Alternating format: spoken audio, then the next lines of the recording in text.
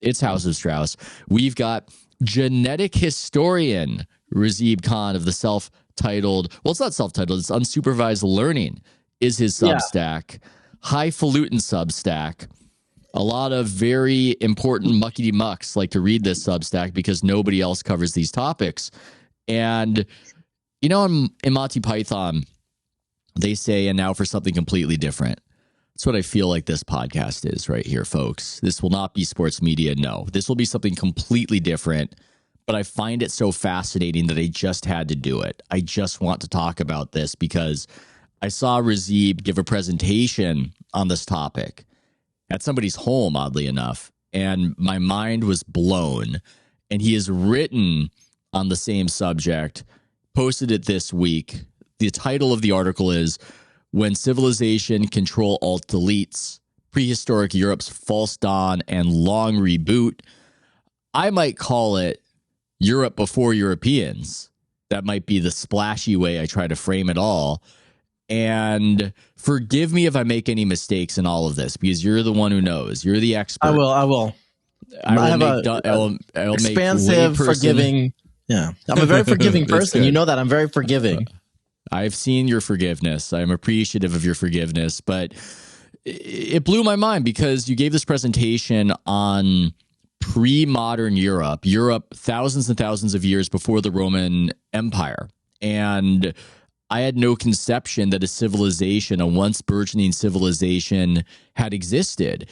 And as somebody with European ancestry, my immediate reflexive assumption, once you start talking about how that civilization was wiped away, killed, diseased out, was to go, oh, my ancestors were wiped out. But no, the wipers, the murderers, those are more accurately called my ancestors. The once European civilization was totally wiped out by what became European civilization. And just now, as we go further in the future, we're learning more about the past. And there's just so much to talk about, man. So am I being accurate in my characterization? Is this a good way to set you up, Razib? Yeah, no, it is.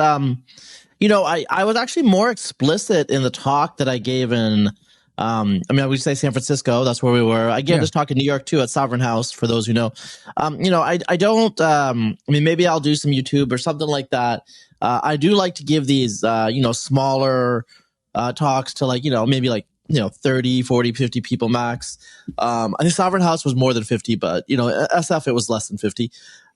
Just because, you know, I can, like, kind of interact with the audience and all that stuff. So the way I presented it in SF and New York is what you were told about Europe as a backwater in some ways is a lie.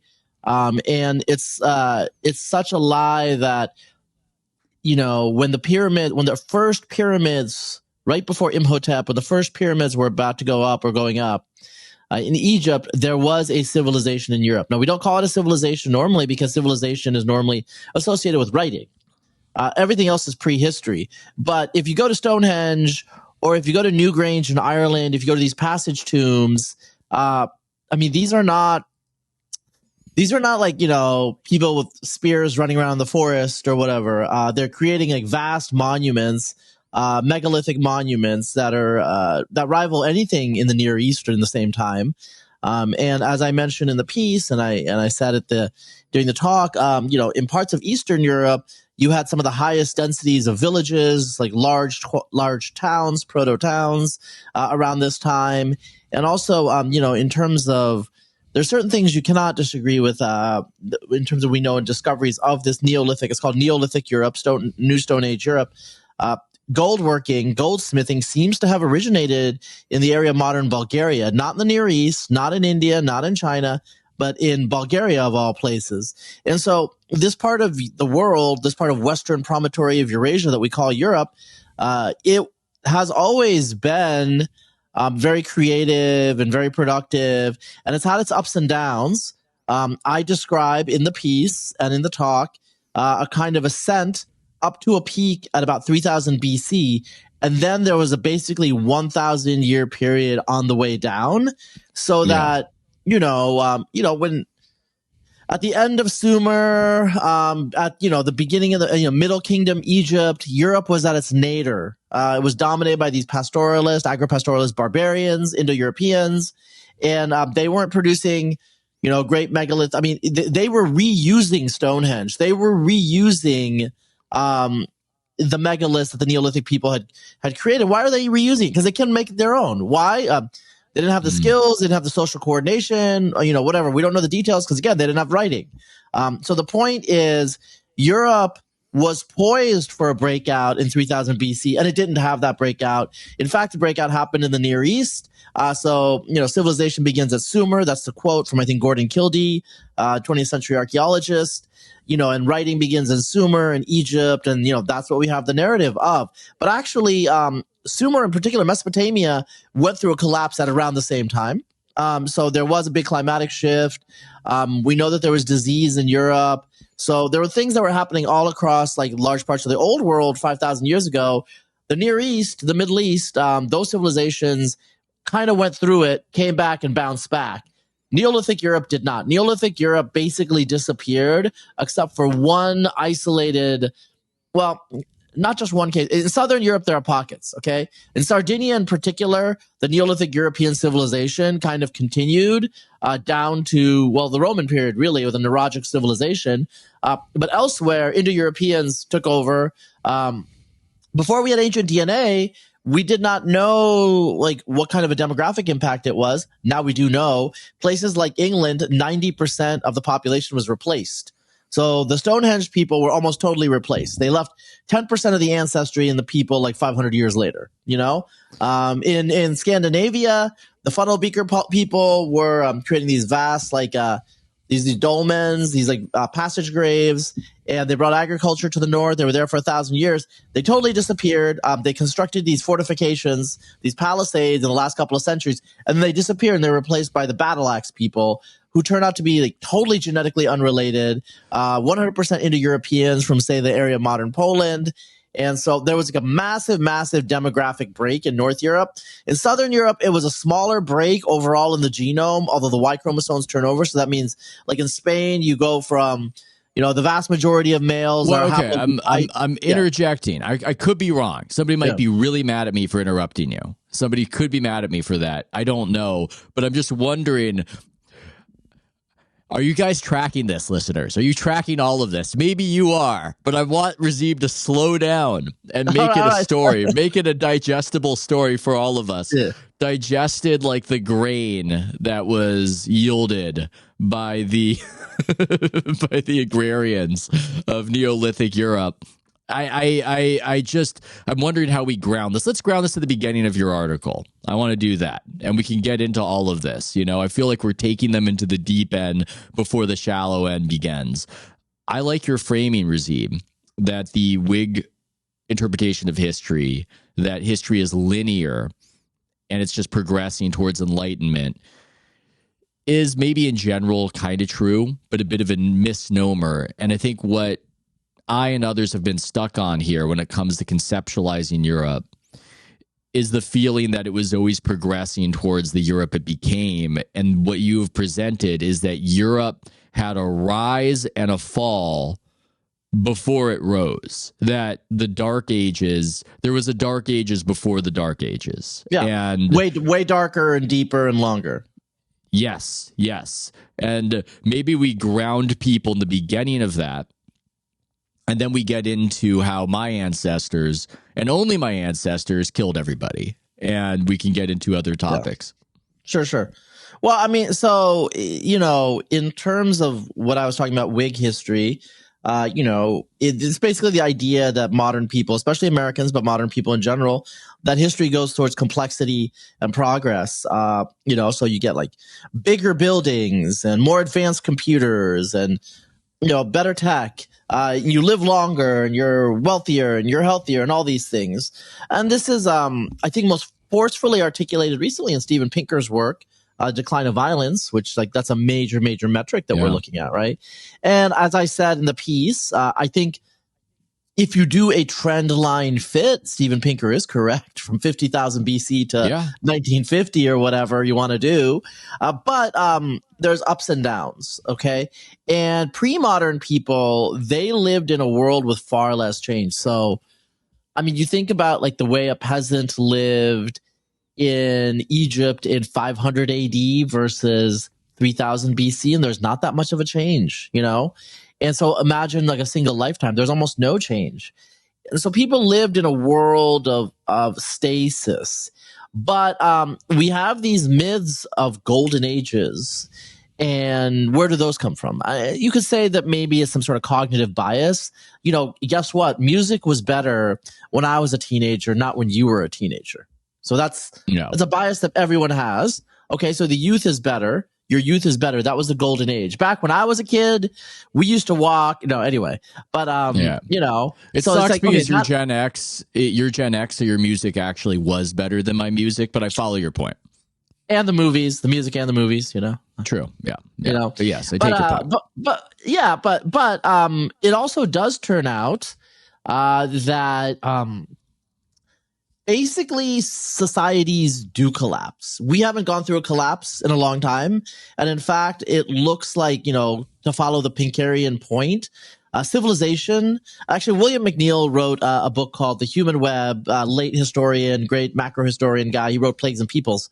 But it shows that as you're going through the centuries, you see chaos and civilizational collapse becomes more and more truncated. So an example I think I gave was the Han Dynasty, lasted like, let's get 400 years or so. The former Han and the latter Han, it collapsed. It took 300 years for the Chinese empire to reconstitute itself, right? By the time you hit the transition in the 17th century between the Ming Dynasty and the Manchus, the maximal period you would say would be 50 years. In some ways, it's actually like closer to like 10 or 20 because most of China was conquered and there were like some, there were some, areas that the Manchus had to clean up. My point is society seemed to get better at having these complex bureaucratic systems that just bounce back the closer you get to the present. And so collapses are not as bad more recently, but they were really bad in the past. So the Roman collapse, we know.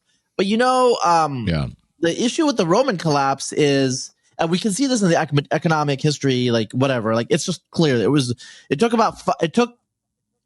So Brian Ward Sykes, who I've had on my podcast, he's a Roman historian, estimates that in Western Europe, it took about like 550 years to get back to the same period of economic complexity that the Roman Empire had in about 500 AD. So like around like 1050 AD, it had just like matched the Roman complexity, right?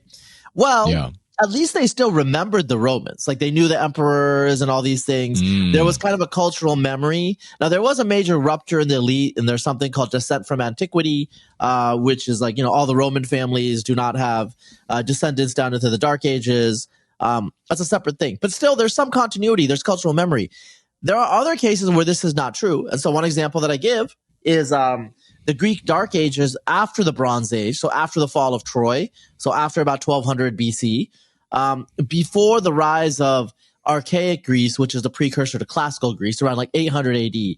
So I think I said like 740 BC, sorry, not AD, BC. 740 BC is the first inscription in Greek alphabet.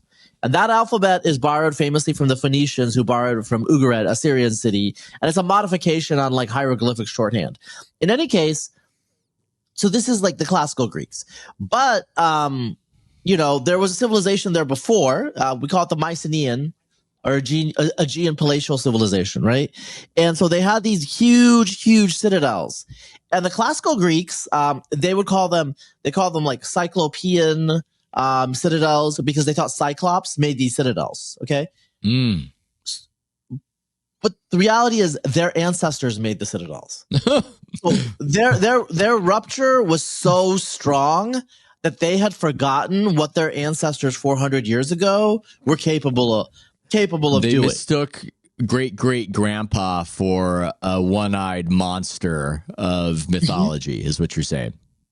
Well, yeah, because especially at the beginning of the Archaic period, but even pretty late into the Classical period, Greek city-states, polises were smaller economic units than the Mycenaean citadel states, and so they coordinated less economic resources. Like there's arguments about iron versus bronze and why bronze requires more coordination. Yeah. But in any case, the point is like there's these huge citadels, huge fortifications, and the Greeks of the Classical period, they didn't have the tool or the tool. They didn't have like the cultural tools. Fascinating. How to do this. And so they had forgotten. They had a form of writing called Linear B, which was more like cuneiform. It was like somewhat different. But anyways, that form of writing disappears after about like, I don't know, like 1150 BC. And so they lose writing. They become agrarian. They lose like, they no longer have cities. Like there's a few late cities like Athens and stuff, but they don't really have cities. And so they basically forget all of their high culture. Now we know we've translated their writing. This guy named Michael Ventris, a British linguist in the 1950s, did this. And to the shock of archaeologists at the time, those people actually spoke what is clearly a Greek language, what is Greek, what is really clearly like ancestral to later Akkadian dialects, Cypriot dialects. In any case, they were not expecting that because the Mycenaean civilization, it looked so different in so many ways than the Classical Greeks, right? But it was the same Greek language. It was a lot of the same Greek gods. So there was cultural continuity, but they had forgot. Okay, so that's like a pretty far step.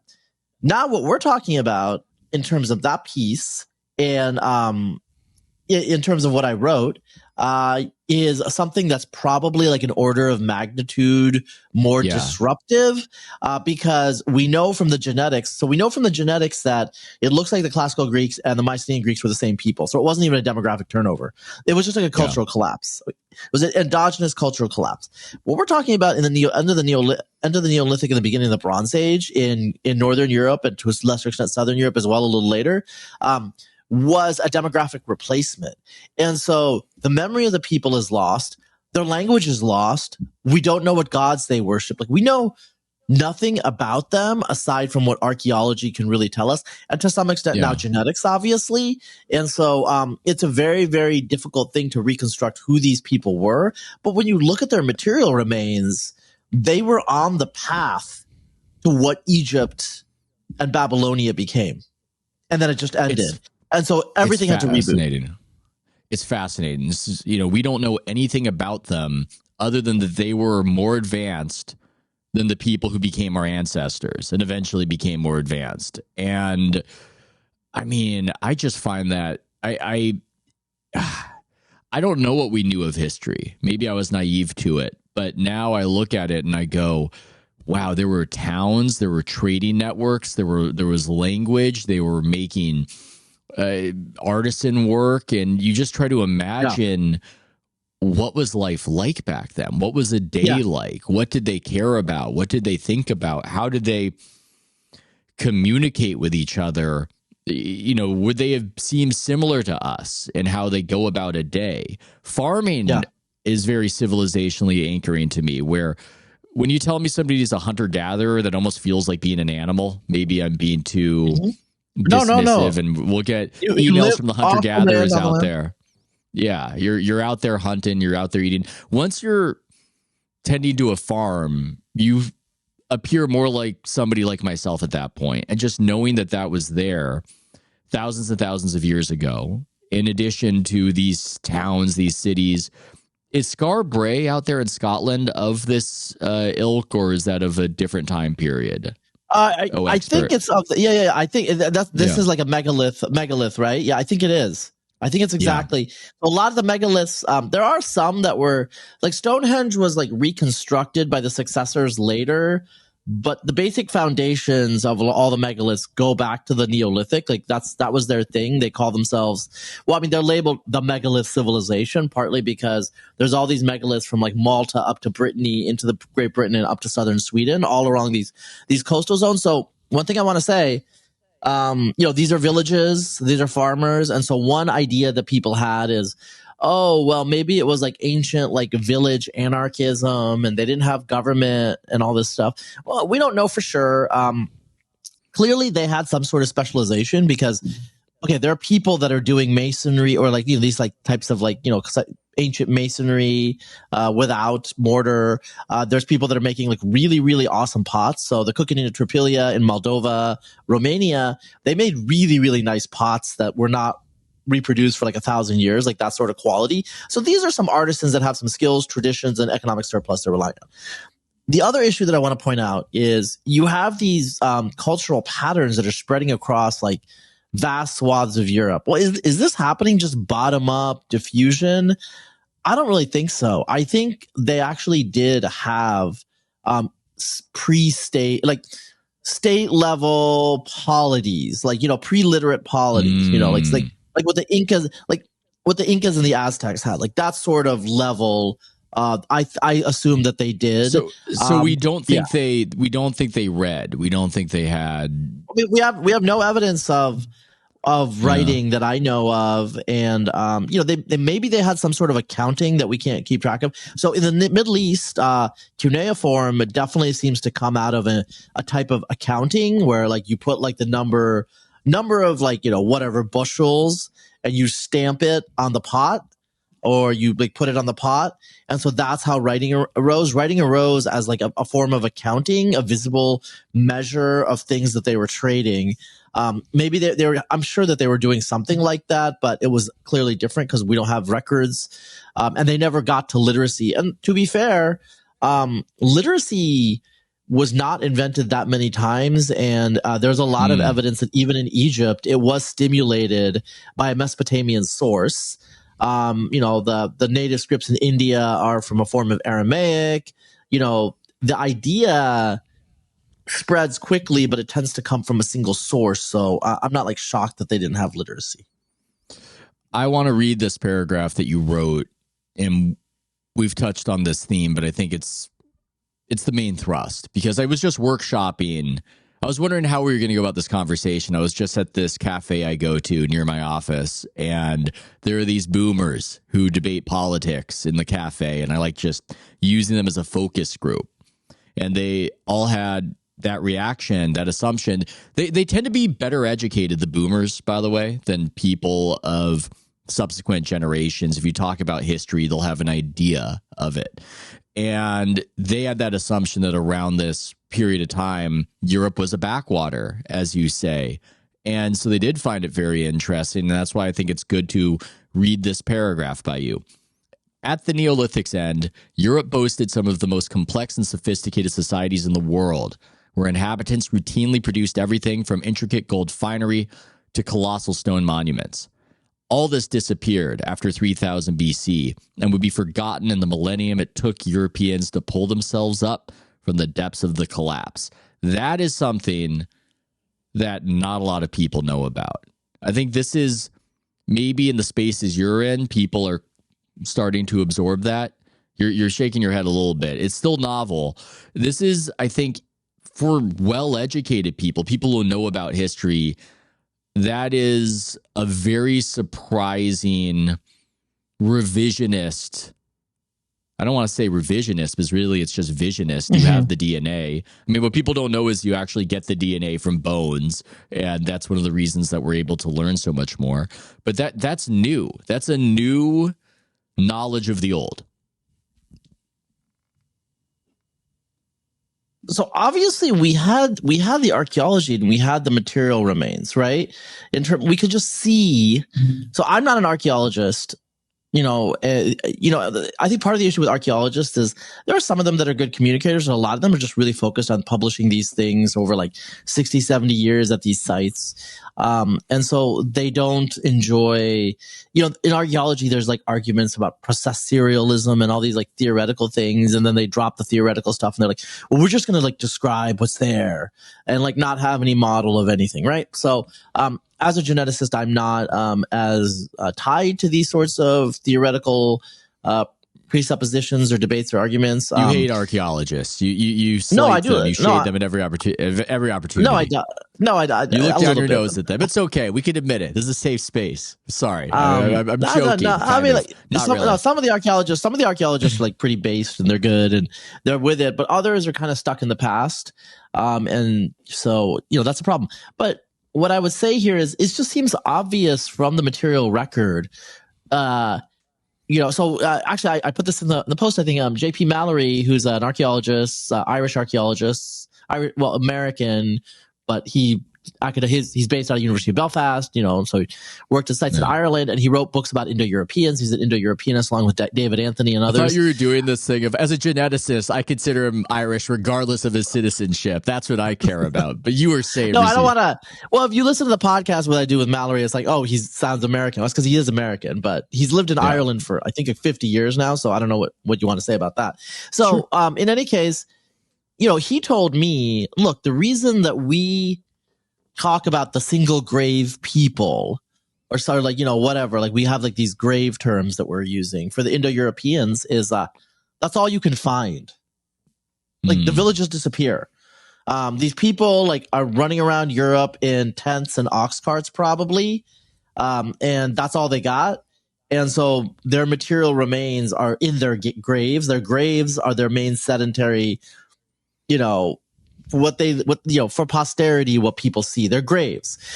Whereas, for the people that are before, there are these villages, there are these longhouses, there are these megaliths. There's all sorts of things going on, and there's just like not much going on after, in Northern Europe, it would be like 2900, 2800 BC, England about like 2500, France 2600, Neolithic Europe. So also, I want to say, like, the Neolithic Europe that was conquered in some places was considerably degraded from what had existed centuries earlier. It was already a fallen world, and they were just kind of coming in, picking up the pieces, and like kind of like doing cleanup and sweeping aside the post-collapse societies in a lot of ways. There's a famous site, actually, Orkney has a famous site where it was like a lost world where they maintained these Neolithic traditions, like well after they were gone on the mainland. And it was probably because they were just isolated, and it gave them time to recover from whatever collapse that they had gone through. Whereas on the mainland, they didn't have time to recover. Like basically the barbarians were at the gates and just beat them down. And so, what does genetics tell us? Before, archaeologists had an assumption that, cultures change, but like people don't migrate too much, and then you see the genetics and it's like, oh, like, no, these people are totally replaced. These people are migrating, there are some things that we know. So there's something called the substrate hypothesis, which is underneath the Germanic languages in particular. There seems to be a non-Indo-European language, right? And what do we get from this non-Indo-European language? Like a lot of stuff related to agriculture. Okay. Also, I like to point out the word lady. That is not an Indo-European root. It's probably a pre-Indo-European word, and it probably when high-status women from Neolithic societies integrated. I bet you that they were. I bet did you they like say lady. The word, did they say lady in Basque? Do they have that, or am I off? I don't know. I don't know what they say, but I mean, Basque would be like Basque would have already like been separated from the northern languages for 5,000 years, or 3,000 or 4,000 years. So, but yeah, Basque is probably a farmer language, almost certainly. Like there's some people who still claim it's a Mesolithic language, that's a forager language, but I bet you it's a farmer language. Genetically, they have that's the largest proportion of their ancestry. I think now Etruscan was probably also a survival language. In places like Crete, there's a language called Eto-Cretan, which was the Greeks would call it True Cretan, and that was not a Cretan dialect of Greek. It was something earlier, probably Minoan. So there are these survivals in Southern Europe. In Northern Europe, there are no survivals. There is no pre-Indo-European language in Northern Europe. There's a non-Indo-European language, and that's Finnish and Estonian, but those are actually intrusive thousands of years after the Indo-Europeans. So there were probably pre-Indo-European languages in northern Scandinavia that were still surviving when the Lapps showed up, because it looks like northern Scandinavia European foragers kind of survived up there, and they probably maintained their culture until the Sami showed up and absorbed them, right? But basically, Northern Europe was totally was just totally like overrun. Now there is some Neolithic ancestry, obviously, in Northern Europeans, but the point is the largest component of ancestry in you, if you are Irish, is not Neolithic. It's not Western forager. It's not like European forager. It is Yamnaya. That is the largest component of your ancestry. And am I right to? Yeah. Sorry to interrupt. Am I right to look at the Yamnaya as almost an analog to the Mongols? That they are. No, you are. Yeah. Okay. They were the first Mongols. They were the Mongols before the Mongols. So David Anthony claims, and like other people have agreed with him on this, they are the first Eurasian nomads, pure pastoralist nomads. So obviously foragers are nomadic, but they don't have animals. So there's something called the secondary products revolution, like, the mid Neolithic. And, they start to use domestic animals as more than meat. Like they use it for, obviously, the leather and the milk and whatever, wool. And so the Yamnaya did that, but they were doing this the Europeans, West Asians, whatever, everyone, they were doing this like in concert with their farming. And so they would do it at the edge of villages, or it would be kind of like a part-time thing. Well, the Yamnaya, it looks like about like around 3000 BC, just decided, look, we're not going to do any farming anymore. We're just going to like put everybody in ox carts, and we're just going to like move in a mobile fashion across the Eurasian steppe, which stretches from, the westernmost edge is in Hungary, the easternmost edge is in Mongolia, all the way across Eurasia. It gets colder and drier the further east you go, but in general, you could just go from one end to the other, and it's like the same rough environment for your animals, right? So you have like economic exploitation of this whole zone, which before was really hard to occupy for humans because we need potable water, right? And that's not always that easy to find on the open steppe during the summer. And so, people went on the open steppe to like maybe gather some things and hunt some, and like, take some of their animals out there, but they couldn't go that far until the Yamnaya decided we're going to go and be pure nomads. And so, they had baskets and some pots or whatever that they carried water and some other food in. But in general, everything was in the ox cart, and they were very mobile, and they start showing up around 3500 BC. Let's say 3300 BC is the correct time. And they start showing up in like patches in places in Hungary and the Danube Valley, and then also in Mongolia. And so even before the collapse of Neolithic Europe, they're starting to kind of push at the edges. And I don't think that they were peaceful. They're larger. I was going to say killing everybody is my impression, the Yamnaya. Yeah. And to just anchor this, if people are getting a little lost in the weeds of it, I am descended from the Yamnaya in some measure. Other things as well is that I have not shown you my genetics, but we would assume such a thing. Yeah. And so you are, so am I. And so I estimate that there's 700 million pure blood Yamnaya if you amalgamate everyone's genes together. So like I'm like around like 10% Yamnaya. You know what I'm saying? Let's say you're like 30% Yamnaya. So, let's say you're like 30% Yamnaya. I think that's about right, knowing your background. So you add me and you get 40%. You can add someone else, like you say a Norwegian person, it would be like about like 50% Yamnaya or something, or 55. Okay, pretty soon you got one Yamnaya. And so if you do this sort of math, you get 700, you get 10% of the world's population is Yamnaya. 10% of the world's genetics is Yamnaya. It's crazy. And there's a bit of an analog to what happened in the New World when the Europeans come over and they bring diseases that wipe out a population that had no exposure to those diseases.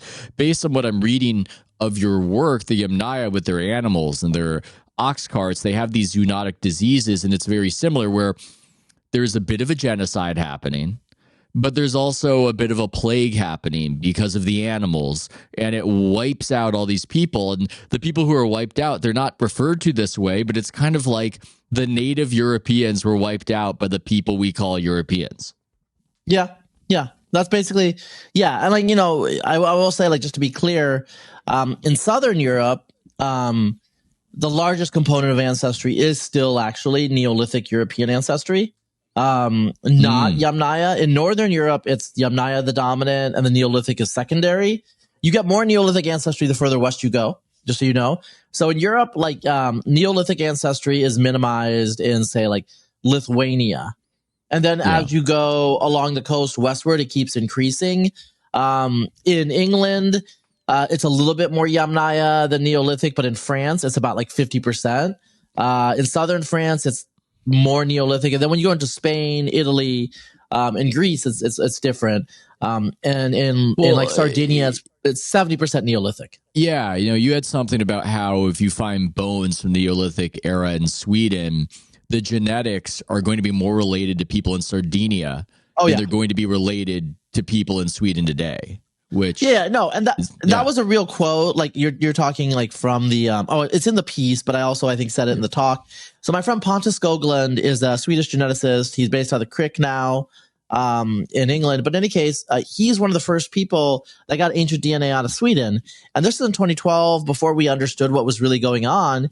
And so it's Funnelbeaker. This is the last Neolithic society in Sweden before the Battle Axe people show up. And this is in central Sweden. And he gets central Sweden or Gotland, one of the two. But he gets the result back. And what you do is you take the genotype and you compare it to all these modern populations. And he gets a match with Sardinians. You're like, what the hell? Why is this ancient Swedish farmer look like they're Sardinians? Well, it turns out that this ancient Swedish farmer left no descendants in Sweden and is, about like 60 to 70% of their genome is Anatolian farmer from 10,000 years ago. The rest of it is like Western hunter-gatherer, like the indigenous European foragers that were there at the end of the Ice Age. But in any case, the point was these people were totally different than the later ancestors of the modern Swedes. And so people were just like really confused because like the people are like, what are these Southern European looking people doing in Northern Europe? But you know what? This is the weird thing. That was Northern Europe for like 2,000 to 3,000 years, was dominated by these Sardinian-like people. That's the weird thing to think about. Yeah, not these Viking-like people we imagine. I mean, what did they look like? That's the question. Because you can can map it out. I mean, I think they look like modern, dark hair. I mean, in the Neolithic Europeans, like if you look at their forensic predictions, dark eyes. I mean, there's a minority that had blue eyes, but they're mostly dark-eyed. Kind of like olive, probably like an olive skin tone, like olive white, you know what I'm saying? Brunette white skin tone. And then dark hair. I mean, maybe a little bit like you. I'm not descended from the Yamnaya, and maybe we'll find something out. But I mean, there are some people, in Britain, like there's this whole thing, there's this whole like arguments that people have, like, oh, who are like the dark Welsh and all these things? Are they descended from Spaniards? The reality is there is still the Neolithic ancestry in Britain is not mostly indigenous British Neolithic. It's mostly mixing on the continent, some cultures in the Rhineland and earlier in Poland, but there's still a range even among modern Europeans. And some people in Northern Europe look like they're Southern European, and it's that ancestry is still there. So, they were very gracile people. Like we know from their genetics and some of their bones, it's quite obvious that they were smaller. They're more delicately built than the forager predecessors. And also they were more gracile, like more lightly built than the Yamnaya, who were kind of a more robust, people that were subsisting more on, high protein, high fat diet, as opposed to grains. I'm just going to ask some questions about things I find trippy when I read all of this. One such trippy aspect of what you're discussing is, and I quote, farmers and foragers for thousands of years never bred. So in Europe, farmer populations and forager populations sharing the same territory just did not marry or breed with each other. That's a little mind-blowing. Thousands. This is when you say thousands, that's the part that's crazy. If I say that for a century, then it's whatever. They had some different cultures. But that almost indicates that there is some kind of structure to the continent in pre-modern times, thousands and thousands of years ago, that we just don't even understand right now. Yeah. So what I'm talking about here, just so you guys know, so the listeners know, and you can check out like my piece, but also it was in my talk. So there's a result from like Western Germany like kind of in the Rhineland, I think, or like a little interior from the Rhineland. Anyway, there's a result there that I'm alluding to where the linear pottery people, the LBK in German, the acronym, they're the first farmers in the area. They bring agriculture. They came up the Danube from the Balkans. They show up around like 5,500 BC, I believe.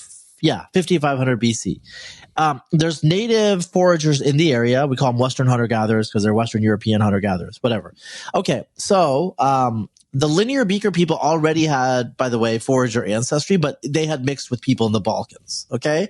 Yep. So, okay, we start out with like this particular mix. Most of their ancestry is from the Anatolian farmer people that figured out how to do farming from the Natufians in the Levant very, very early on. Like, let's say like 12,000 years ago, like 10,000 BC, and then they show up in Europe and they slowly spread. Okay.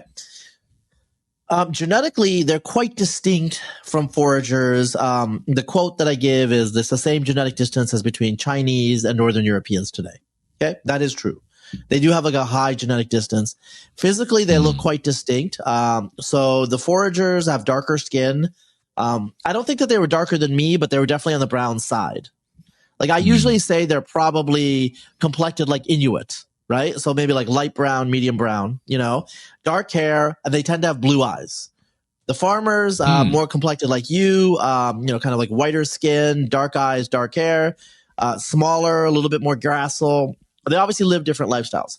So what the geneticists found is the LBK show up like 5,500 BC, and basically in this rear area of Germany, their genetics do not change for 2,000 years, even though they live very close proximity to forager populations that are occupying a different ecology. So there was almost certainly violence between the groups, but since they occupy different ecologies, they could kind of live in kind of a metastability, right? Some sort of equilibrium. And there was some trading, it looks like. So the foragers start to get like, you know, better pots and other things like that.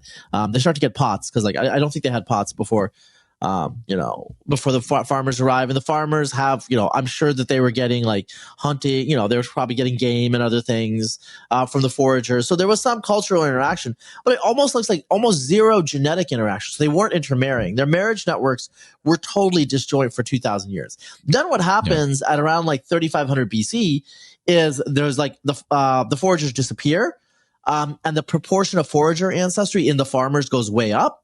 So it goes from like 10% to like 30%. And then also the Y chromosome all across much of Europe switches from, you know, like G2 or J something. These are just letters, to I2, which is a forager Y chromosome. Well, explain the Y chromosome aspect, because not everybody's familiar with how we trace ancestry through the male chromosome and whatnot. Yeah. So, so can we ground that? Obviously, yeah, like obviously males have a Y chromosome, and the Y chromosome comes from the father. Obviously not the mother, because women don't have the Y chromosome. And so when you have a Y chromosome, you can trace a direct paternal lineage of like, you know, son to father to grandfather to great grandfather to great great grandfather to great great great great, and so on, all the way back to the dawn of history. So we have Y chromosomes that like converge at some point in the deep past. I think your Y chromosome was like J1, so that converges like, honestly, it converges like 60,000 years ago during the Out of Africa event. Actually, J and R. Mine's R1. In any case, so what you're seeing here is it looks like there was some sort of takeover after 2,000 years of a forager type population of males. Okay, because what happens is all of the male lineages in Northern Europe seem to be replaced. But most of their ancestry remains farmer, even though the forager increases. And so obviously there was some sort of elite takeover, something happened. We don't know what happened. Again, this is called the middle to late Neolithic forager resurgence. That's what geneticists call it, but archaeologists don't have a good explanation yet. They gotta follow through and figure this out. We actually see the same thing actually in like a place like so I mean, I think I showed you the graph. But there's a graph where I show in the presentation in Spain, within 100 years, the Y chromosomes are totally replaced. So that means that like men of like X lineage are replaced by men of Y lineage almost in totality, you know? Yeah. And And why does that happen? Well, I mean, you guys know the history of the New World. The Y chromosomes in much of Latin America are from Spain. So the mestizo populations tend to have maternal lineages that are indigenous and paternal lineages that are Iberian. And so the analogy here is to what happened in the New World with conquistadors and et cetera, right? But anyway, there's 2,000 years of segregation. That's weird. That indicates like really, really strong cultural norms of difference. Physically, they look different. They probably had really different customs. It is well known in a lot of anthropology that farmer populations tend to view foragers that they live around, and there aren't that many foragers left in recent history. Yeah. This is way more common in the past, almost like they are animals, right? Yeah. And there was a case in the literature that I saw in the ancient DNA literature of they had these individuals buried in a site in Northern Europe. I think this was in southern Denmark, in southern Jutland. Anyway, one of the individuals looked like they had done a lot of hard labor in their life, died in late young adulthood, not even like making it to middle age. And then they did genetic testing on all these individuals, and it turned out everybody was a Neolithic person except for that one individual that seemed to have undergone a lot of hard labor. They were 100% forager. So here's the hypothesis: a raid, and they had captured a child, a forager child, and raised them as a slave in their community. But since they're obviously, I mean, racially they would have looked different, first of all, and so they didn't treat this. This was a male. They didn't treat this male, obviously very well in life, and they died. They were buried. So I mean, they weren't like left out to whatever. But so they had like some relationship to the community that the person that this probably enslaved child grew up in. But it just shows you. I mean, it's not like that hard to understand what happened. Now we have the DNA to show that some people were different. Yeah. And that's one of the things that ancient DNA is showing. There's a lot more migration and movement than, yeah.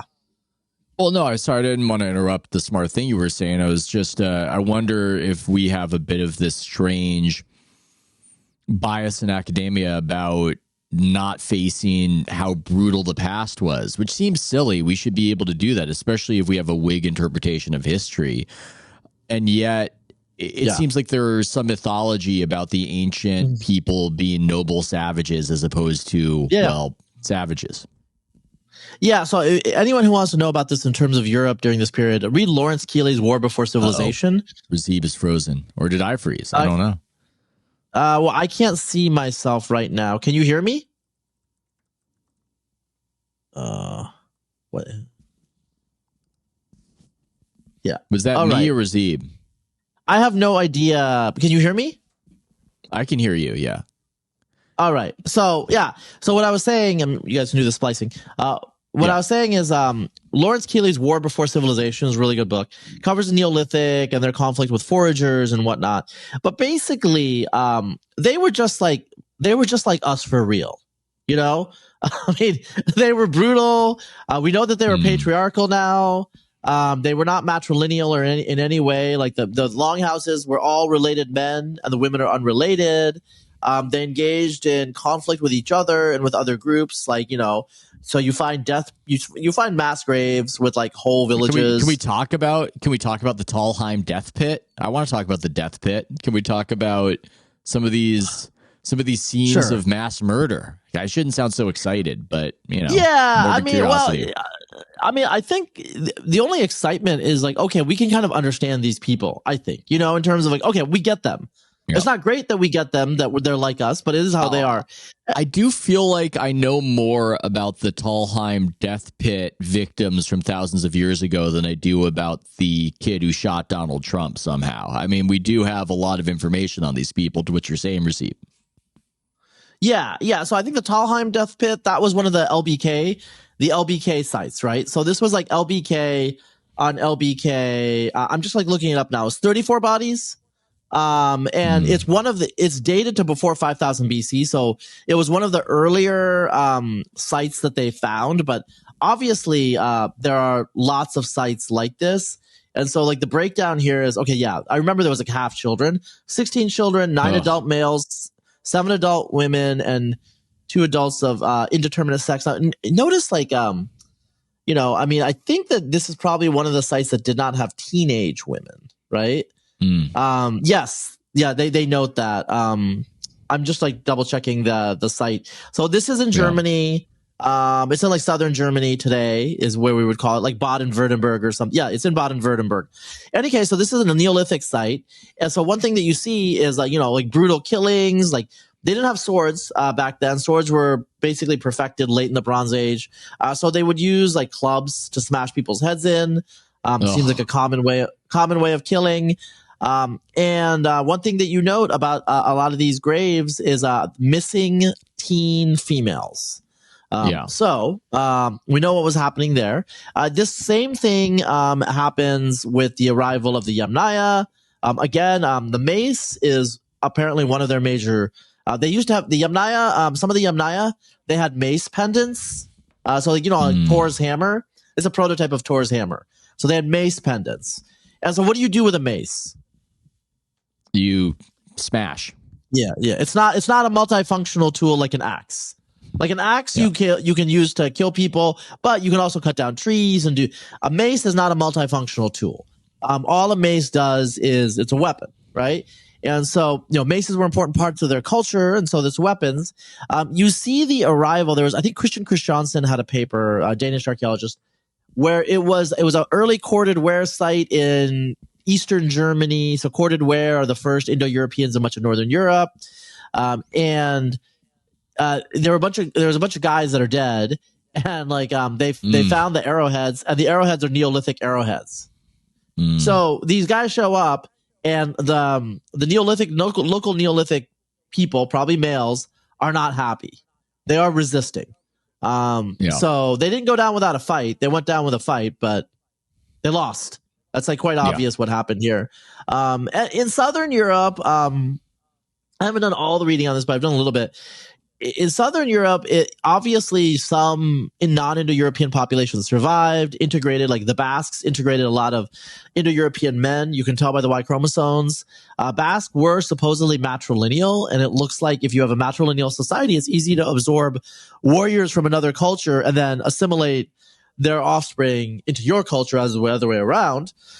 So stuff like that happened. And so in places like Spain and Iberia, you see Neolithic societies kind of like last into the Roman period. And some of them seem to have like arrived at some sort of compromise, cultural synthesis. Whereas in Northern Europe, I think probably because they were weakened by plague or something, they were totally just overrun. And this is why, you know, I say the long reboot. I've read the archaeology about Sweden, and in Sweden, it wasn't until the early Nordic Bronze Age, around like 1800 BC, that you reached the same level of social complexity that you had during the funnel beaker period around 3000 BC. So that's 1200 years in Sweden, southern Sweden. And this is like having a village with different size houses and things like that, as opposed to just like, you know, having like one of those like crappy little, you know, lean-tos that you see somewhere, you know? Yeah. So in Sweden, they were living in huts for like 1,000 years, you know? I mean, that's a long time to just like kind of get back to where you were. It seems like being a human back then was terrible, just based on when you do find a lot of these archaeological sites, and it's always a situation of, we could tell by the bones that this guy's life sucked and he was consumed by this parasite, and oh my god, it was horrible. Yeah, so like, you know, these sites that are found in Neolithic Europe now, and they're detecting plague. You know, Yersinia pestis, which caused bubonic plague, but it was somewhat different that earlier. Probably wasn't like spread through fleas on rats, obviously. But in any case, they also have lice, and they have tuberculosis, and they have all these other things. And part of my talk was you look at the selection, you look at ancient DNA and how natural selection is operating on the Neolithic Europeans. A lot of it is just resistance to disease. All of these diseases that we have resistance alleles to, they show up during the Neolithic. That indicates the diseases showed up during the Neolithic. Like having people live together in stable units in large, dense villages is basically a sitting duck for pathogens. Yeah, that would make a lot of sense. I remember when they retrieve the bodies from these peat bogs and they open up their stomachs, they find a lot of that as well. And Yeah. human beings back then, I guess, were like mangy street dogs, just scratching at themselves constantly in this state of perpetual discomfort, I would have to assume. Yeah. In their defense, in some ways, I have heard foragers in particular actually had really good teeth. Like we have much more crooked teeth because our jaws are shrinking. Because we don't eat like tough food or anything like that, so we got like the little jaws. So foragers often had like beautiful. Unless they were really old women who like did the leather working or whatever with their teeth. Their teeth would like grind down. But agriculturalists tend to have much worse teeth. Two reasons. One reason is grain. The carbohydrates cause like the calculus and whatever, like tooth decay. And also, because of the grinding, there's stones, there's little pieces of stone that are in the grain gruel. And so you're chewing that down. So like in ancient Egypt, for example, their teeth would grind down. So, but, foragers had okay teeth, is what I remember. That's one of the trade-offs. That's interesting. I've seen theories about how we should be eating harder foods when we grow up, and then we won't be sending our kids to the orthodontist. I haven't looked into that too much.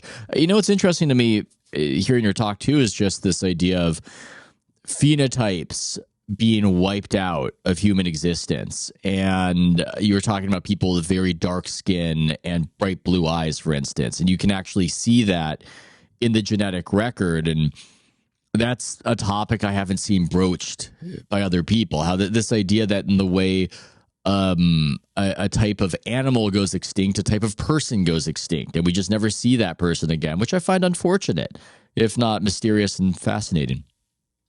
Yeah, one of the interesting aspects of the genetic results, there's so many things, but like one of the interesting aspects is over the last 10,000 years, the genetic, so the aggregate genetic diversity of the world has not dropped. It's not like genes disappear, but the way you rearrange it has changed so that like there's more gene flow between East Asia. Well, first of all, there was almost no gene flow between East Asia and Europe during the Pleistocene because just the population density is too low at the center of the continent, right?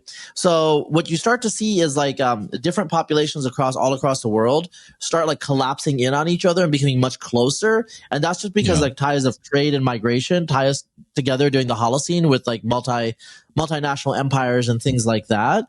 Whereas during like the early Neolithic, there was still like a lot of local diversity because people probably were somewhat xenophobic, population densities were low, cultures were so different from each other. They didn't intermarry like the 2,000 years in Germany that I'm talking about. And so, you were saying Europe before Europe, and that's totally true. The genetic constituents of what we consider Europe, there was literally nobody like that. So modern Europeans have basically almost all modern Europeans are different weightings of three different strands of ancestry: Neolithic farmer, Mesolithic forager, and Yamnaya pastoralist. Okay. In 3000 BC, there was literally nobody really with that combination. Okay. So in 3000 BC, there were no Europeans like today. Okay. By 2500 BC, there were a fair number because in the northeast Europe, the Neolithic farmers, along with their forager ancestry, with some of the forager ancestry, had mixed with the Yamnaya to create the corded ware, which are defined by these cords on their pots. And the corded ware are the first, non-steppe Indo-European population spreading into Western Europe. Some of them spread eastward, became the ancestors of the Indo-Iranians, et cetera, et cetera. And so you start to get people that look like that. But in Southern Europe, it was still mostly quite different, mostly like, pure Sardinian. Even modern Sardinians are not pure. Even they have a lot of Indo-European ancestry. Yeah. So Southern Europe was still, at 2500 BC, was still totally alien to anything that we would see today. Like the average Iberian, average Spaniard is like 30 to 40% Yamnaya, right? It was 0% then. Okay. So it's like totally different. And so that transformed after between like 2500 and about like 2200 BC. And so by about 2000 BC, you start to see Europeans look kind of like Europeans today. But another issue is it looks like there's a lot of natural selection for depigmentation going on in Europe. So Europeans got lighter and lighter and lighter.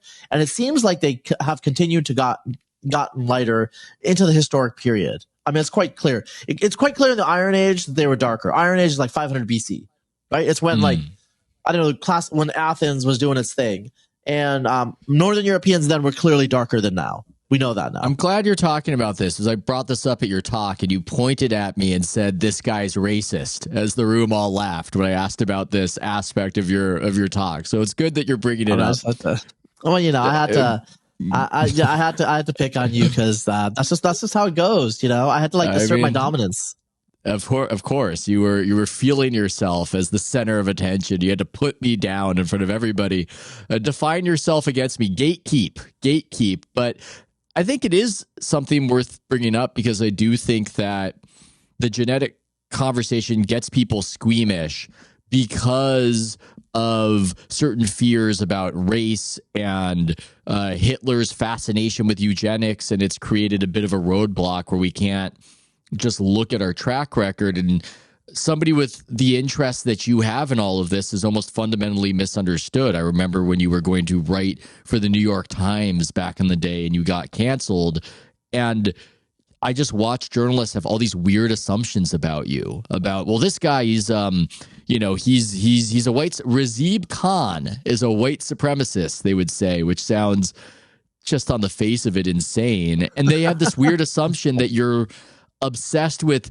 purity, because that's their conception of genetic interest in human beings, is an obsession with purity, when it is the exact opposite. You're actually obsessed with mixture, and you want everybody. Yeah. You're a weirdo. You want everybody to mix. You were tweeting excitedly about JD Vance's family, you weirdo. But my point is, you're a weirdo in a way they couldn't possibly even conceive of. Yeah. Okay, the weirdest thing I do have to say is like some of the criticisms that I get, partly because like these people are just kind of retarded and uninterested in things. So like I like have written a fair amount about like Jewish genetics, and like some people have been like, he's really creepily interested in Jewish genetics. Like, okay, because I'm not a Jew, I shouldn't be interested in Jewish genetics. Like, what you know, you're just retarded. You know, it's like they're just like not interested in things. No, they're correct that you are. No, they've seized upon how you are anti-Semitic in a way, just not in the way that they understand. You know that the Jews have the money to pay your Substack for information about their history, and you're making that assumption about them. For those who can't see, Razib is trying to put the shush up. I may have validated that assumption. Some stereotypes are true, is what you are saying. Yes, but no, But this is This is a marker of the age. I'm going to interrupt you here. I don't really understand what people are interested in sometimes. So I wrote this. I thought it was actually pretty well. I like to say it was well written. It was incisive about the Uyghurs, you know, and because we've been talking about the Uyghurs, and you know, as the Chinese would say, you know, they're in re-education camps, you know. So I thought everyone was super interested. Everyone, yeah. Now you're gonna be in trouble with the accents, Razib. Oh my god, I'm trying to clean up your reputation over here. I'm Asian. I'm allowed. I'm Asian. I'm allowed to do it. But like, nobody cared about the Uyghurs. I was like, oh, okay.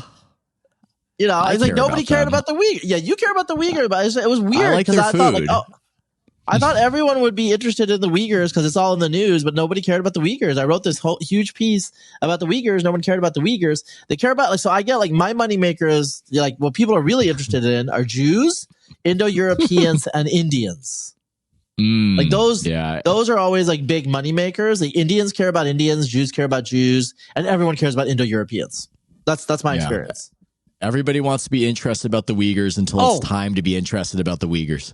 When I did the Japanese, I got a lot of subscriptions, but they were all from non-Japanese males. So it was basically like I kind of predicted it. It was like a lot of weebs. Oh my god! You know, it's it was like my editor was like, you know, like you're getting a lot of subscriptions, but like none of the emails look like they're Japanese. And I was like, yeah, they're all from like, you know, John Williamson in Minnesota or something. They're trying to do a scouting report. They're trying to figure out more to get even more dates.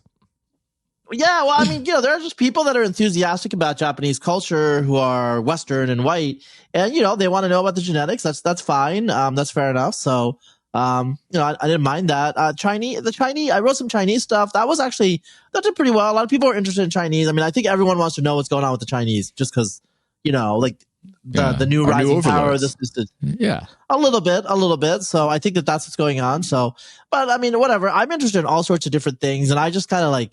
As I just kind of like throw it against the wall and see what sticks, just like keep going. And, I've been doing the Substack, pretty soon it's going to be 5 years, but it's been like over 4 years. And really, like, I'm not running out of content. Just not running out of content. You're almost forging a new field. I thought Coleman Hughes really put it well when you were on his podcast that if you're a true historian, you need to know about at least some of this stuff. You need to know about the genetic history of man because you can accurately check what happened. Because what happened, as we understand it, is often just legend. And it's this grand game of telephone. And people will flatter themselves about their own people and tell these stories that don't stand up to scrutiny. When we do have this resource, we've the ability to take bones from tens of thousands of years ago and actually understand where people moved, which people killed what people. This is not information that we have previously had. And if you were to have a more accurate understanding of history, you need to understand it. And you're somebody who is understanding a lot of it and translating it to dumb lay people like myself. Yeah, I mean, I think it really helps that I like you agree that I'm dumb, but yes, continued. Yes, continue. Yes. Well, I mean, just like, hey, the truth is what it is, Yeah, we both, word cell. We both have Veritas, right? No, but, I do have the professional background in genetics. Like, I know how to like I do a lot of, like, if you look at my posts, as you can see, like, I do some analysis myself just to like get a feel, for a lot of things. So I can do that. And obviously, like, I've always been interested in historical stuff. Like, a lot of us, there's like a lot of people I think of are like, let's just say socioeconomic background. We're just interested in history, especially males. Like, we don't read Jane Austen novels too much, but we will read like a big biography or like a history of the Mongols or something. And so it was a way to kind of combine my two interests, in a way that, obviously the Substack is popular. I've had a lot of people like read it and like, tell me that they enjoyed things. And, I think the key is like, there are questions and topics that people have always been interested in, and yet now we have certain tools to illuminate them. Like, for example, people always ask, actually, it's one of those things, like, are the modern Greeks descended from the ancient Greeks? Well, mostly, but they also are about 25% Slavic, which is new. Yeah. That was after 600 AD. There's some massive migrations. They call them the Scalveni. And, after the collapse of the border in the Balkans and the Byzantine Empire, et cetera, et cetera. So now we can just answer that question. The question was interesting because there was a hypothesis that modern Greeks are Middle Eastern and the ancient Greeks were Nordic. And that actually turns out to be wrong. And it's kind of the opposite. Modern Greeks are more Northern European than the ancient Greeks because they have Slavic ancestry. So, I mean, that's kind of one of those things where it's like, oh, that's kind of like the total opposite of what people thought in the 19th century. Yeah. Which is why some of this is subversive. I think what you're doing is subversive for different reasons depending on the culture.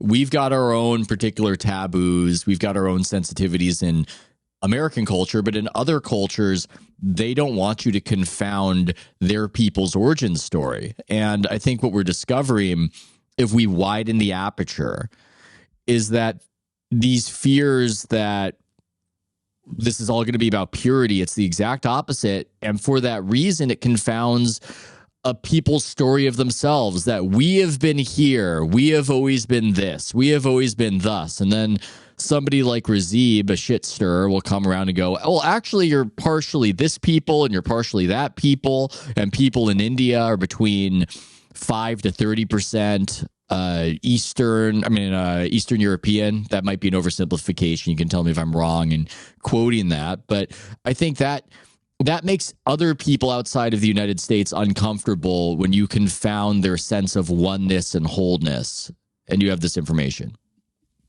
Yeah, I mean, I will say I have been surprised by how little hostility there is.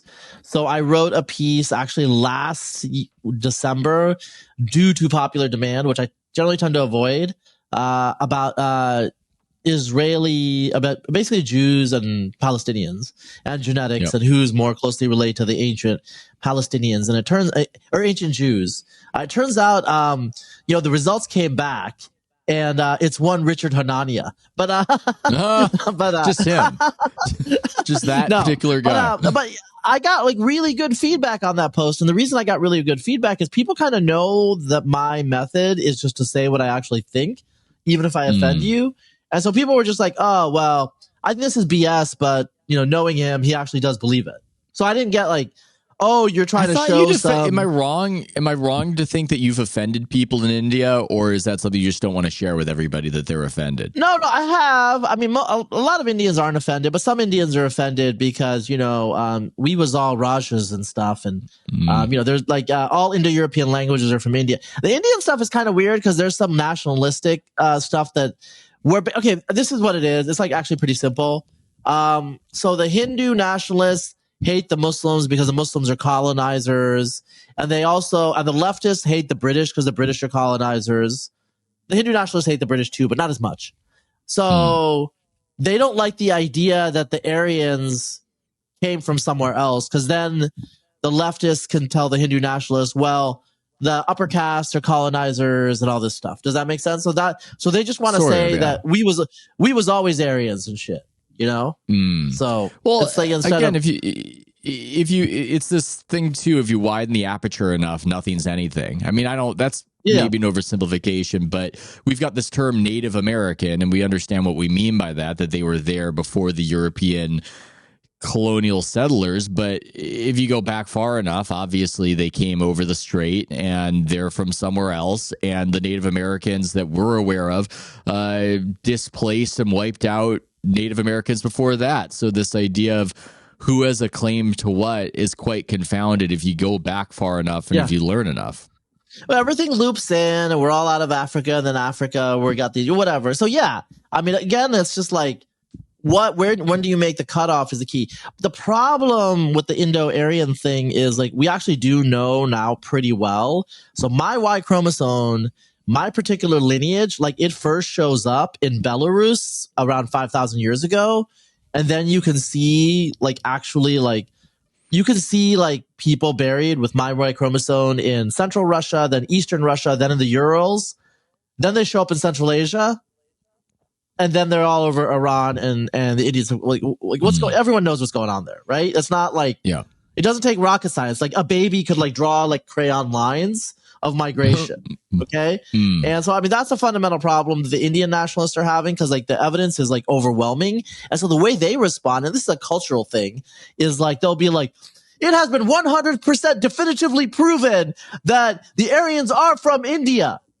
And I'm just like, just because you say it loud and with like a lot of adjectives doesn't make it true. So I don't really know what to do with that. I think so. The Indians get mad.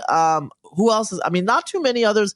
There are some like kind of like Nordic white nationalist types that will get mad because you'll be like, oh well, the Nordic like type of person wasn't in Scandinavia before before 2500 BC, and they're like, no, we were there from like the ice ages and all this, and I was like, during the ice age, Scandinavia was covered by ice, so.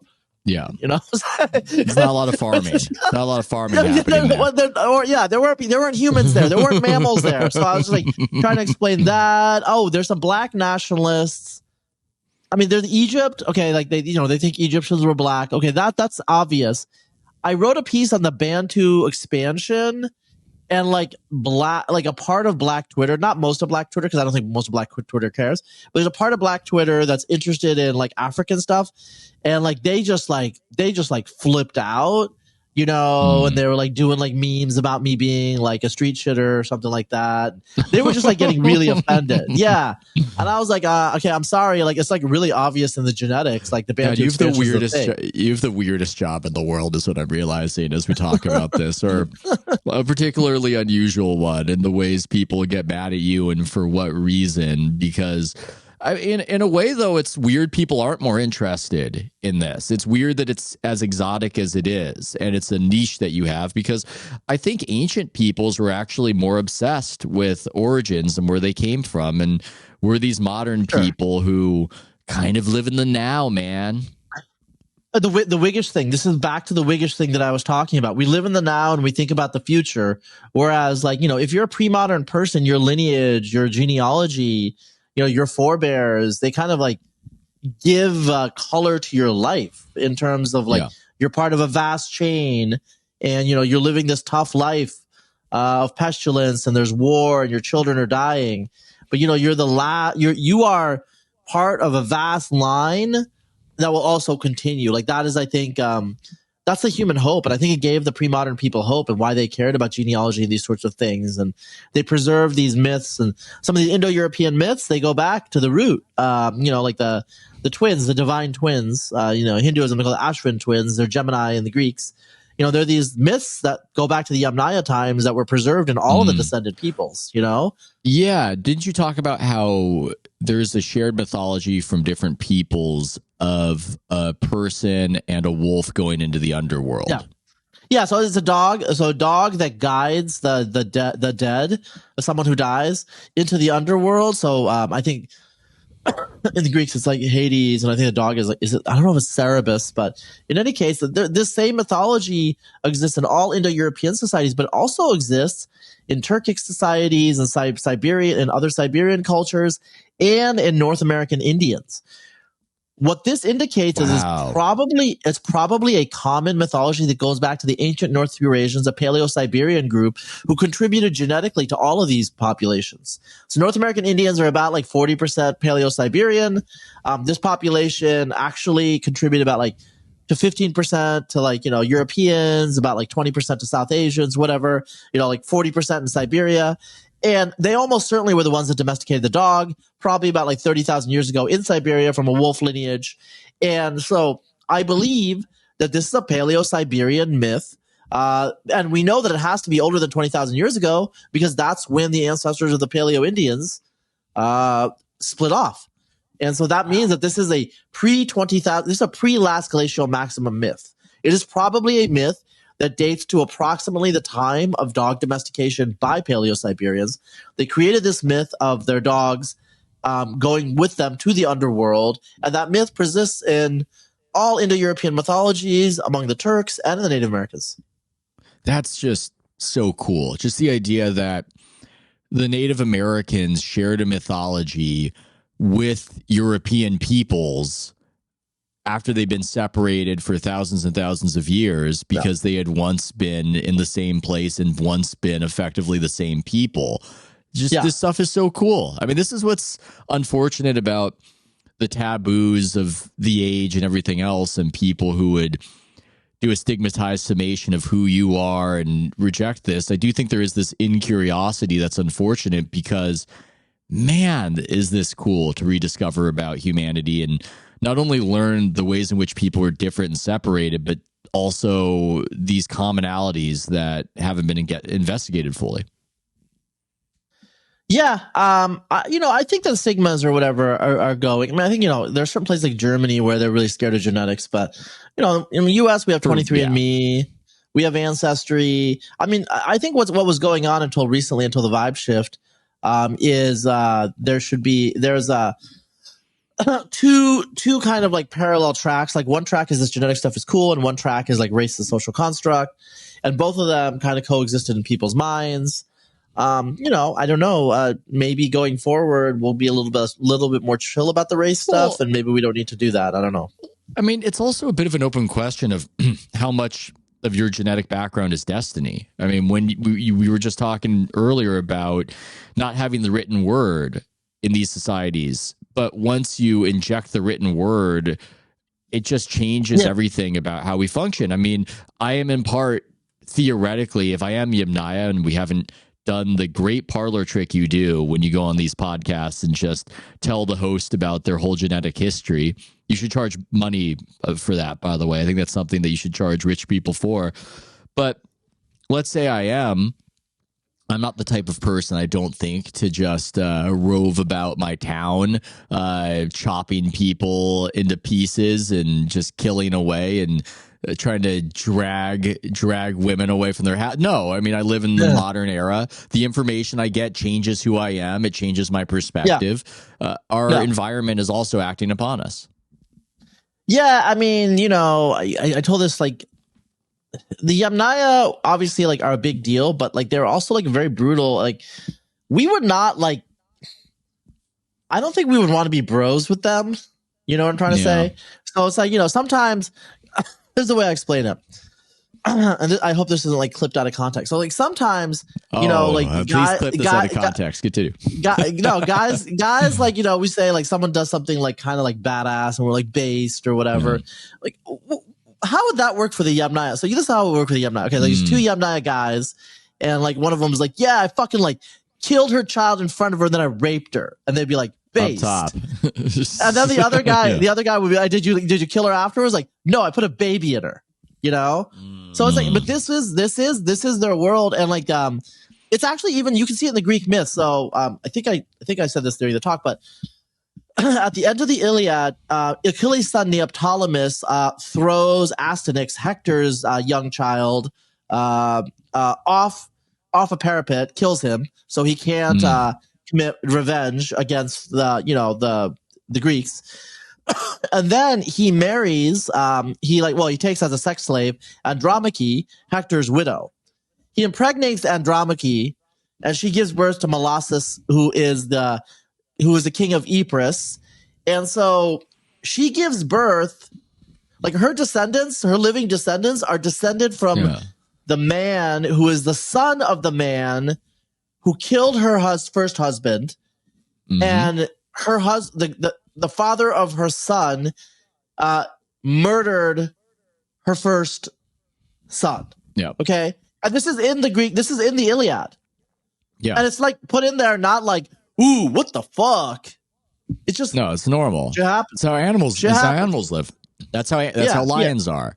New lions come in, and a new male lion, it unseats the king of the pride, and then kills all the baby lions. It's very sad, but that's how lions are. They're animals. And then he impregnates the mom lions, who I guess just kind of shrug off that their babies were just killed by the new guy. And I wince at the brutality of it, but I suppose if I am to be Whiggish, the further we go in the past, the more we're like animals. And that's living like an animal.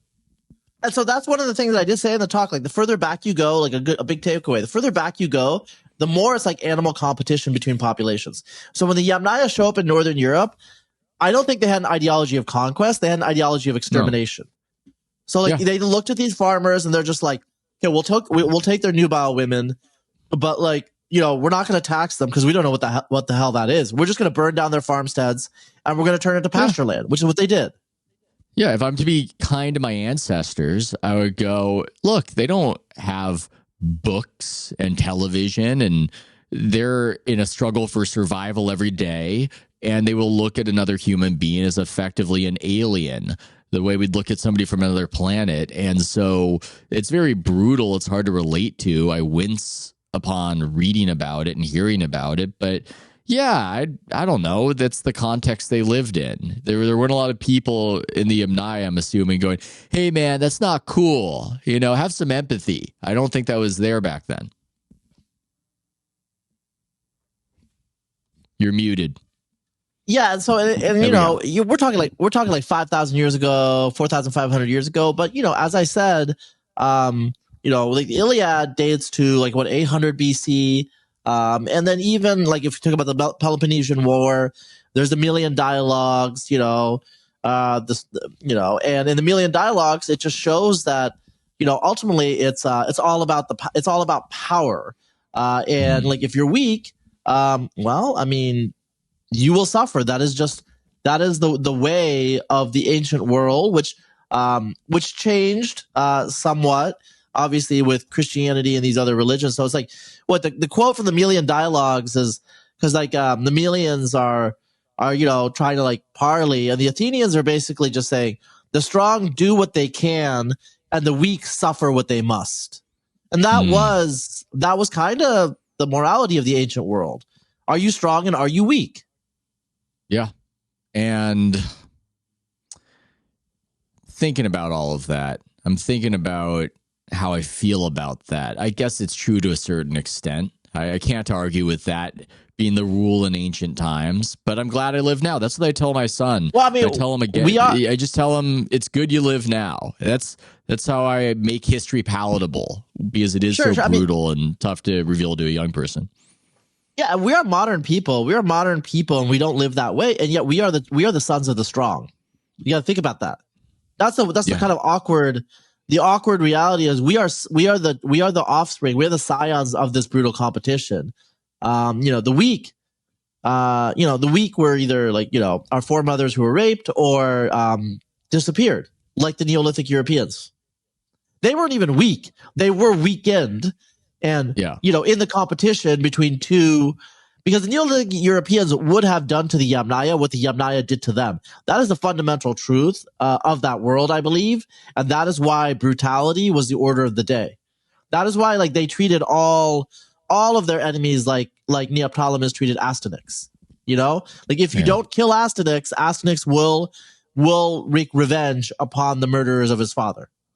Yeah, the world was not a high trust society back in the day. It was, again, brutal. And I guess the only upside of that is that we're alive today, thank God. And again, every now and again, though, things happen and make you go, oh my God, we're living in history. And we're only but so modern. These things can fall apart. Here's a random question for you. As I was thinking about this Whiggish view of history and how it's not so linear, and there are civilizations that get wiped away, and we lose track of everything, as you were discussing, or when the Mongols sweep into Baghdad and they throw all the books in the water and it's just lost. There was this comedy routine by Nate Bargatze. Is that the way to say his name? I'm not sure. And he jokes about that if he went into the past, he couldn't prove he was from the future. He couldn't do it because we're the recipients of modernity in many ways, but I don't actually know how a lot of the machines I use work. How does an engine work, bro? Yeah, I asked ChatGPT to explain it to my kid when he asked.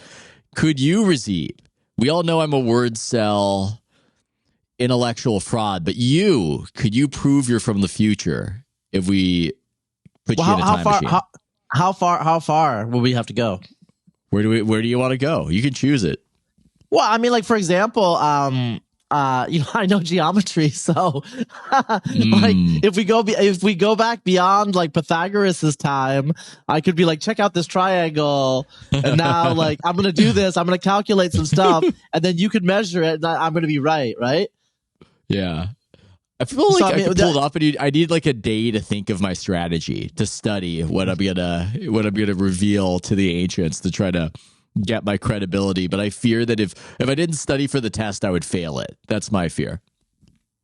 Yeah, I think if you have a STEM background with some math, I definitely think I definitely remember enough calculus or algebra, which algebra. Well, I mean, Diophanes had some form of algebra in the ancient period, but really algebra famously was perfected more by the the Islamic period. So that's 1500. So the math stuff that I would know, in terms of science, the problem with a lot of lab science is you need a laboratory. So I mean, how am I gonna show my ability to titrate without beakers and stuff? So with math, you don't need any of that, right? So I think with math, you have some insights. Obviously, I would know some physics, in terms of Newtonian mechanics. I could illustrate the constant acceleration, I could do this is what I could figure out in the day of study. This is what I would figure out in my day of study. You would do force equals F, these things, force equals mass times acceleration. I like you could kind of illustrate. You could do a lot of basic physics. I would demonstrate that I can lessen the impact if the time of impact is greater with that little trick where you throw an egg into a blanket. That might impress the ancients. If I demonstrate that if I throw an egg really hard at a blanket, it won't crack because the time of impact has been extended and the impact is less. So maybe that would wow them. Otherwise, I would, I would say something and not be able to prove it. I'd go, we're rotating around the sun. And they go, you're an idiot. And I go, yeah, I guess I'm an idiot. Please don't kill me. I think I would probably be able to. It would take a day to schematize it, but I think like most modern people could probably put together some sort of primitive steam pump, right? Okay. I mean, it wouldn't be very good because like you need certain types of like ball bearings and other things to really get it good. But even the ancients, like Hellenistic Greeks, like Hero had a steam pump. But like, yeah, some sort of steam engine. I think we could probably, because we understand like certain principles of like gases and heat and energy transfer now. So we could probably be like, look, this is how it works. And you could do like little mechanical things like that. And obviously, all right, I'm envisioning us going back in time like a Bill and Ted's Adventure, and you've thought this through, and you're doing a steam engine, and I just create a marble run, and they love that way more, and you're just totally pissed off about it. That's what I'm envisioning right now. What about? Oh, here's another idea though. So we actually know what the solar system. We actually know its structure. And so this would like have to take, this would take a little bit more time, but actually probably you could go to an astronomer and be like, look, this is the solar system.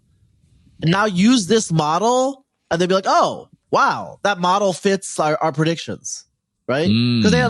Famously, they had all these epicycles, these complicated models that could predict. And then they had to keep adding epicycles because their underlying model was wrong. The model made good predictions, but the model was wrong.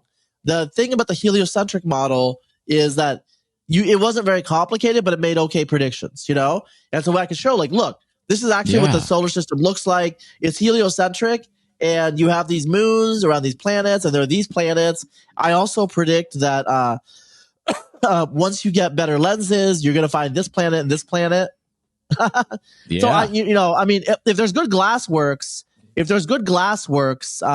you could like, okay, I'm just like going like crazy now, but if there's good glassworks, if there's good I am like, now I'm thinking about this. If there's good glassworks, definitely, I think we could figure out like a telescope of some sort soon. And like glassworks is like dates to like the Roman period, might be have to like figure out like how to get really clear glass, but that's a thought. Like telescopes are an obvious idea. Like I think like glasses start showing up in the late medieval period, if I'm right, the earliest glasses, like for like for like your vision, and so that sort of stuff would be but yeah, I think there's a lot of things like that. There's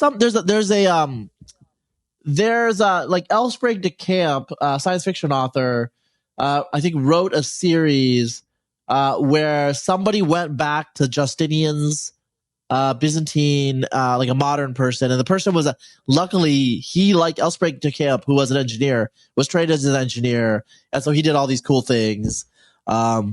Also, you could probably hot air balloon.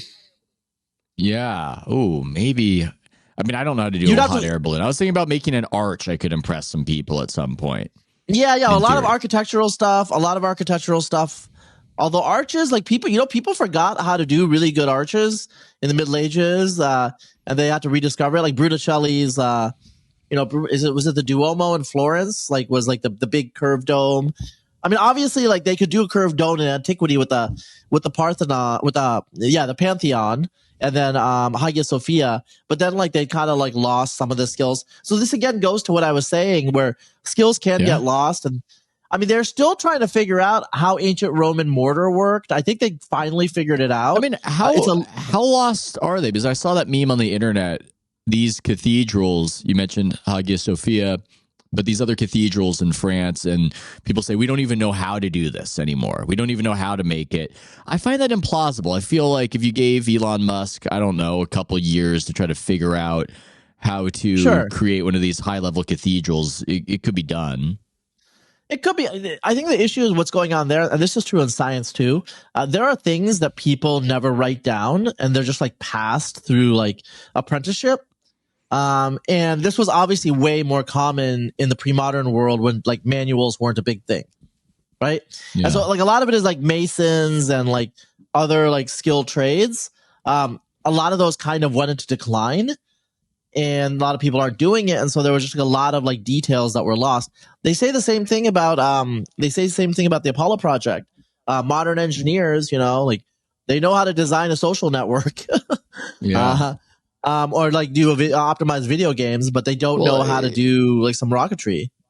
Yeah, I mean, we need to create maybe a term for that if it doesn't exist already. These expertise that falls out of tradition and can't be recaptured, and the way the Mongols could ride a horse in a way that nobody today can ride a horse because that was so much a part of their life, and being on a horse was so important to their culture that they could shoot a bow and arrow while doing a backflip while the thing's going at full speed or whatever they could do, and nobody knows how to do that because nobody needs to know how to do that. That's an example of progress in a way writ large, but it's also an example of decline in one particular sphere where it would be still cool to have that skill, just, I don't know, to show off. Well, so one thing that I someone asked me about this recently. I think this was actually in New York when I gave the talk, but bow and arrows, it seems like the earliest archaeological dating we have is 54,000 years ago at the site, the Mandarin site in southern France. But it looks like human populations like forget how to create a bow and arrow over and over again. And the reason that I think that this is true is they forget because it's still a skilled to actually have a functional bow and arrow that's not like just a toy. Like that's a skill, like something like a compound bow, like what the Mongols have, right? That's a lot of skill. So you need to have like a skilled, you know, person in your community. And just like sometimes maybe just like that person dies, you know, and like these small communities just don't have these people. So they forget them. But they're rediscovered over and over again. And I think that they're rediscovered because the principle is actually quite simple. The overall general principle is quite simple. But it's like having to relearn how to create like the string, you know, how to create that, how to layer like the different layers for the bow. And then there's also a skill in how to use it. Because like the medieval crossbow was really popular because even like a peasant without many skills could use it. But the longbow and a lot of the other like bows that aren't mechanical in any way, again, you need to learn how to use it. And so there's like all these layers of the skill of creating this basically a manufactured good, and then using it, where you have to have some skill. And it seems like we just kept forgetting and rediscovering over and over again. And I think it's just because, you know, it's just difficult. And if you're a farmer and you're not a hunter, why do you need a bow and arrow unless you're a warrior? And then like a warrior is like only a small proportion of society. And, you know, if there's not that many wars or you switch to mostly like infantry shock, I don't know. It just seems like especially small scale societies, they lost their bow and arrow. I mean, I think like the Australian Aborigines, for example, lost the bow and arrow at some point. They probably almost certainly had it. And then they lost it. The Tasmanians lost the ability to like make fire. So that happens, you know? Yeah. Like people forget things and they have to rediscover it. I mean, not everybody needs fire. It seems like the Inuit peoples or the people in places like Nunavut in Canada, people just eat frozen, just everything frozen. That's what's delicious to them. Yeah. They think we're idiots. They think we're idiots and we're ruining food because we're not eating frozen whale. Well, they also, another thing that they also do, there's like a whole article that I linked to about this. There's an anthropologist that thinks that rotted meat was like that our ancestors ate a lot of rotten meat because the rotting with the bacteria and with the larvae, they break down the meat and they make it more palatable. So dry aging is something we do today. That's it is. We still do it. Of that. But so there was one of the I forget which expedition, one of the Arctic expeditions. So the Inuit, sometimes they'll kill a seal and they'll just like hide it somewhere and let it rot. And so this guy found a buried seal, and it was like covered in maggots. And he was like, he tried to bring it back to the ship, because he was like, like, this is going to be delicious, Oh my God. But yeah, but like, and apparently, like, I don't know if it was Commodore Perry, but he was like, get away, because it was like, there was like this rotten seal that had all these maggots and stuff, but he ate it. Can you imagine how bad that smells? A fishy seal that eats fish rotting dead with maggots. And yet, again, the diversity of humanity, one man's trash, another man's treasure. So there was a thing. So this article by this anthropologist started out with like, one of the things is like, a mid 20th century anthropologist in the Congo was out in the forest with some Baka pygmies or something. And basically there was like a dead rat, a muskrat of some sort of giant rat that was like floating in the river, and it was like all bloated because it was like rotten. And like they like raced up to it in the boat, and they brought it into the boat, and the pygmies just started eating it like crazy. Oh my God. Because it was like delicious, like rotten like that. Oh geez. People are so different when it comes to food. There's this book, Shark's Fin Soup and Sichuan Pepper, written by a British woman, Fuchsia Dunlop, who went to China to learn how to be a chef. Maybe in Xi'an, I can't remember, or maybe Sichuan, I don't know. Yeah, Sichuan, what am I talking about? But it was sort of a little when globalization really started hitting China. And she ruminates on disgust with food and how it is very much, I'm sure, to a degree, genetically determined, but also culturally determined, and how cheese was disgusting to everybody around her. And somebody described it to her as mucus from a cow's guts left to rot. And when I read it, I thought, I can see their point. I love cheese, but had I never interacted with cheese, and I was somebody who grew up in rural China decades ago, I would go, ugh, who could eat that? Yeah. Disgusting. Yeah, no, but she has a great Instagram, by the way. Fuchsia Dunlop. So I follow her on Insta. Yeah. News you can use. News you can use. See? Yeah. I'm very well. This is yes. Sorry. No, I have broader interest than have expressed on this podcast. Oh, you think that's something you have to deal with? To try being me, Razib, and some of these milieus we're in, and somebody looks at me and assumes that I'm going to be, I don't know, a jock or something like that. I do love sports. I just Ethan, I got a basketball in the garage. You want to check it out? Yeah, you like a ball. You like game. Some of the conversations. Look what I got, Ethan. Look, it's a tennis ball. Oh, you like bounce, shoot, do you? I mean, it's going to go one way or the other way when we're interacting with people. It's going to be either somebody who's really into the NBA and that's all they want to talk about, or it's going to be somebody who has the most condescending attitude towards somebody like myself and weird assumptions. And I have to sing for my supper. I have to prove that I might know a thing or two. I go the other way, though, Razib. You actually can read books. Yeah. Well, I do what you do on your podcast. It's a bit of a fake, but it's a good gimmick where you go, I don't know anything about this topic. I'm the man from Mars to your guest, even though you know all about it, and it puts them at ease.